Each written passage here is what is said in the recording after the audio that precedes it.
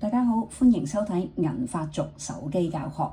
今日搭地鐵嗰陣啦，旁邊男士嘅爸爸因為長期冇更新到 WhatsApp 軟件個版本太舊啦，所以突然間朝頭早起身咧就用唔到，變到好狼狽。每個 app 啦，例如 WhatsApp、Facebook、Instagram 等等，都會不定時因為唔同嘅原因咧去提供更新嘅。可能有新嘅功能啦，或者新嘅界面，亦都可能係修復一啲故障或者 bug 嘅。咁銀髮族冇經常去更新 app 嘅版本咧，都係人之常情。坦白講，我自己都冇留意手機有冇更新。呢條片會教大家，當某一個 app 因為版本太舊，要主動去 update 更新嘅做法。嗱，可能大家嘅手機版本唔同啦，界面顯示咧都會有少少唔同嘅，但大致嘅操作咧都差唔多嘅啫。熒幕見到手機解鎖後嘅主頁，我哋揾 App Store AppStore。如果你喺第一頁見唔到，可以撥一下去下一頁揾。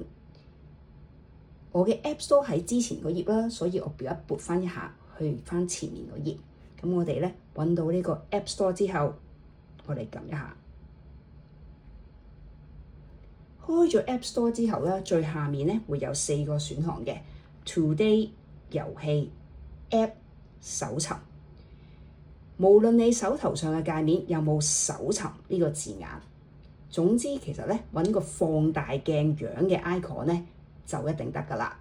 咁啊揾到個放大鏡 icon， 撳一下。咁佢就會出現一個欄位咧，可以俾你輸入噶啦。咁點擊一下個欄位啦，咁你就可以輸入 app 嘅名稱啦。例如我揾 Instagram，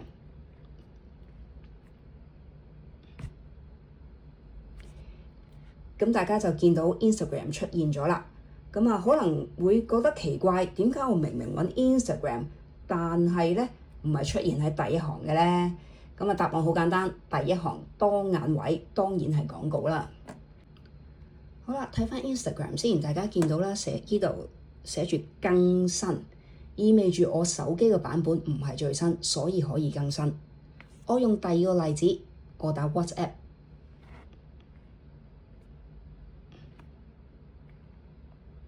呢度寫住開啟，意味住我手機嘅版本已經係最新啦，唔需要更新。翻返去 update Instagram 先，咁喺度撳取消啦，再點擊個欄位重新輸入 Instagram。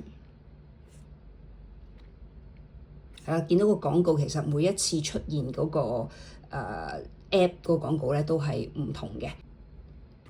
如果喺度直接撳更新呢一個位咧，佢就會直接啟動下載嘅程序啦。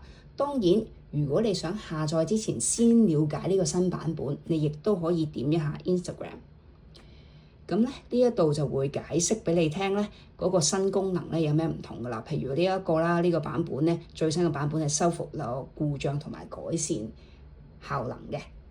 OK，咁啊你喺度再撳更新咧都係一樣嘅啫。